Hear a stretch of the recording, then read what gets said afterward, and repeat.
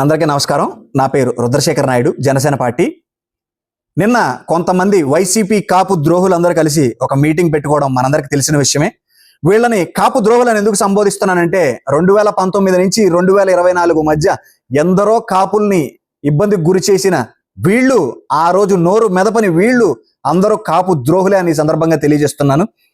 గతంలో నారా చంద్రబాబు నాయుడు గారు EWS reservation ద్వారా కాపులకి 5% రిజర్వేషన్ ని కల్పిస్తే 2019లో జగన్మోహన్ రెడ్డి గారి ప్రభుత్వం ఆ ఈడబ్ల్యూఎస్ రిజర్వేషన్ ని క్యాన్సిల్ చేసినప్పుడు ఎక్కడికి పోయారు ఈ కాపు ద్రోహులు? ఇప్పటంలో ఎంతో మంది కాపులు ఇళ్లను కూల్చేస్తూ ఉంటే ఆ రోజు ఎందుకు నోరు మెదపలేదు ఈ కాపు ద్రోహులు? ద్వారంపూడి చంద్రశేఖర్ రెడ్డి రౌడీలు జన సైనికులైనటువంటి కాపు సోదరుల మీద దాడి చేస్తే ఆ రోజు ఎక్కడ నిద్రపోతా ఉన్నారు ఈ కాపు ద్రోహులు అని చెప్పని మేము ప్రశ్నిస్తా ఉన్నాం. గతంలో అంబటి రాంబాబు గారు కాపులు అనేవాళ్ళు వ్యసనపరులు, తెలివి తక్కువ వాళ్ళు అని మాట్లాడుతుంటే ఆ రోజు ఎక్కడ నిద్రపోతున్నారు ఈ కాపు ద్రోహులు అని చెప్పని మేము ప్రశ్నిస్తా ఉన్నాం. మాకు ఒక విషయం అర్థం కావట్లా.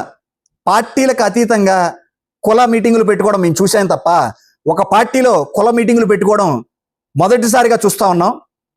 ఒక న్యాయవాదికి కులం ఉండదు, ఒక డాక్టర్కి కులం ఉండదు, ఒక పోలీస్కి కులం ఉండదు. వీళ్ళందరినీ సమగ్రంగా నడిపించే రాజకీయ నాయకుడికి కులం ఎక్కడి నుంచి వస్తుంది? ఇలా కుల మీటింగులు పెట్టుకోవడంలో అంతరార్థం ఏంటి? కుల మీటింగులు కేవలం కాపులకేనా?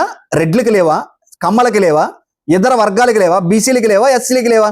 కాపులు ఒక్కళ్ళకే ఇలా వైసీపీ వాళ్ళు మీటింగ్ పెట్టడంలో అంతరార్థం ఏంటి?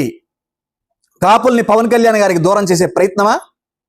లేకపోతే కాపుల మీద కపటి ప్రేమ చూపిస్తే కాపులు మళ్ళీ మా వైపు తిరిగి వస్తారనే దుర్బుద్ధ అని చెప్పని ఈ సందర్భంగా మేము ప్రశ్నిస్తా ఉన్నాం. 2019 నుంచి 2024 మధ్య ఎందరో కాపులు ఇబ్బంది పడతా ఉన్నా సరే వాళ్ళ వైపు కన్నెత్తి చూడని మీరు ఇవాళ కాపుల మీద ముసలి కన్నీరు కారుస్తూ ఉంటుంటే మాకు చూడడానికి ఎంతో హేయంగా ఉంది. గతంలో ఎంతో మంది కాపుల్ని ఇబ్బందికి గురి చేసిన మీరు ఇవాళ కాపు అనే ముసుగేసుకొని కాపులకు అండగా నిలబడతాం అని చెప్పని మీరు మాట్లాడడంలో ఎటువంటి అర్థం లేదని చెప్పని సందర్భంగా తెలియజేస్తున్నాను. అలాగే నాకు ఒక విషయం అర్థం కాక అడుగుతున్నాను. రీసెంట్ గా ఒక క్రిమినల్కి కాపు కార్డు తగిలిచ్చి వాళ్ళని వెనకేసుకురావడం ఈ వైసీపీ నాయకుల్ని మేము చూస్తా ఉన్నాం. మాకు ఒక విషయం అర్థం కావట్లా. మీ ఇంట్లో ఆడబిడ్డకి అన్యాయం జరిగితే ఆ అన్యాయం చేసిన వ్యక్తి కాపు అని చెప్పని మీరు వదిలేస్తారా?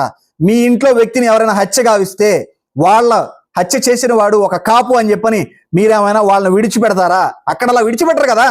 ఇక్కడ ఒక క్రిమినల్కి కాపు ఎలా అంటగడతారు అని చెప్పని మేము ఈ సందర్భంగా వైసీపీ నాయకుల్ని ప్రశ్నిస్తా ఉన్నాం. అలాగే సమాజంలో ఏదైనా మంచి చేస్తే వాడు మా కులం రా అని చెప్పని వాళ్ళని దగ్గరికి తీసుకోవడం మనం చూసాం గతంలో, కానీ భవిష్యత్తులో కూడా చూస్తాం అట్లాంటివి. ఎందుకంటే ఒక మంచి కార్యక్రమం చేసిన ప్రతి ఒక్కరిని వాళ్ళ కులం వాళ్ళు ఓన్ చేసుకోవడం చాలా సహజం.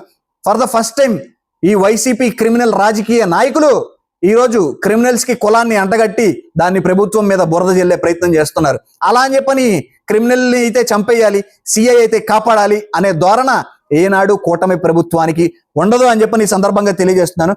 కానీ వైసీపీ నాయకులు హంతకులకి, మానభంగాలు చేసే వాళ్ళకి కులాలను ఆపాదించడం మానేయాలి. ఇక్కడి నుంచి అయినా సరే ఒక యాంటీ సోషల్ ఎలిమెంట్కి కులాన్ని ఎలా అంటగడతారు, మతాన్ని ఎలా అంటగడతారు, ప్రాంతాన్ని ఎలా అంటగడతారు అని చెప్పని మేము సందర్భంగా ప్రశ్నిస్తా ఉన్నాం. నిజంగా మీకు కాపుల మీద అంత చిత్తశుద్ధి ఉంటే, అంత ప్రేమ ఉంటే 2019 నుంచి 2024 మధ్య కాపులకు మీరు చేసిన మేలు ఏంటో ఒక శ్వేతపత్రం విడుదల చేయగలరా అని చెప్పని ఈ సందర్భంగా మేము ప్రశ్నిస్తా ఉన్నాం. నిజంగా ఈ వైసీపీలో ఉన్నటువంటి కాపు నాయకులు అందరూ నిజంగా కాపు ద్రోహులు కాకపోతే మీరందరూ జగన్మోహన్ రెడ్డి గారి దగ్గరికి వెళ్ళండి. ఇంతమంది కాపులు ఉన్నాం, మాకు కాపు ముఖ్యమంత్రి అభ్యర్థి వైఎస్ఆర్సీపీ తరపున కావాలి అని చెప్పని ప్రశ్నించే దమ్ము 2029లో ఒక కాపు అభ్యర్థిని వైఎస్ఆర్సీపీకి ముఖ్యమంత్రి అభ్యర్థిగా నిలబెట్టే దమ్ము మీ అందరిలో ఉందా అని చెప్పి ఈ సందర్భంగా ప్రశ్నిస్తా ఉన్నాను. నిజంగా మీకు ఆ చిత్తశుద్ధి ఉంటే, కాపుల మీద ప్రేమ ఉంటే, కాపులు రాజ్యాధికారం సాధించాలి అనే ధోరణ మీకుంటే గనక వెళ్ళండి. మీ అధినాయకుడు జగన్మోహన్ రెడ్డి గారిని అడగండి. ఒక కాపు ముఖ్యమంత్రి అభ్యర్థిని నిలబెడదాం 2029లో అని చెప్పని ఆయన్ని ఒప్పించి 2029లో కాపు అభ్యర్థినే ముఖ్యమంత్రి అభ్యర్థిగా తెలియజేయండి. నిజంగా మాకు ఒక విషయం స్పష్టంగా తెలుస్తూ ఉన్నది. ఇక్కడ కాపులు ఏది చెప్తే అది విని నమ్మేసే పిచ్చివాళ్ళు అనే మాయలో మీరు ఇవాళ ఉన్నారని మాకు అర్థమవుతా ఉన్నది. మీకు అటువంటి పప్పులేమి ఉడకవు. కాపులు పరిణితి చెందారు. వాళ్ళకి మేలు చేసేది ఎవరు, కీడు చేసేది ఎవరు అని చెప్పని చాలా స్పష్టంగా కాపులు అందరికీ తెలుస్తోంది. ఇక్కడ మరొక విషయాన్ని తెర మీదకి తీసుకొస్తా ఉన్నారు. కాపులు ఎక్కువ ఉన్నారు కాబట్టి పవన్ కళ్యాణ్ గారు పిఠాపురం నుంచి పోటీ చేస్తా ఉన్నారు అని చెప్పని వైసీపీలో ఉన్న ఈ కాపు ద్రోహులు మాట్లాడుతా ఉన్నారు. ఇప్పుడు పవన్ కళ్యాణ్ గారు ఎక్కడి నుంచి పోటీ చేయాలన్నది ఆయన నిర్ణయం, పార్టీ నిర్ణయం. అది మీరెవరు ప్రశ్నించడానికి?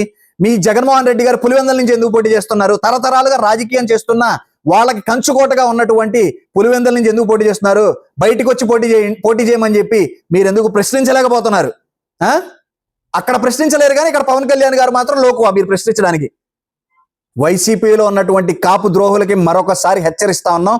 పవన్ కళ్యాణ్ గారిని ఒక కులానికి ఆపాదించే విధంగా కానీ లేదా కులాల పేరిట మతాల పేరిట చిచ్చు పెట్టి రాష్ట్రంలో శాంతి భద్రతలకు విఘాతం కలిగించే విధంగా మరొకసారి ప్రవర్తిస్తే ఈ వైసీపీ నాయకుల్ని ఉపేక్షించే పరిస్థితే లేదని చెప్పని సందర్భంగా తెలియజేస్తూ సెలవు తీసుకుంటున్నాను.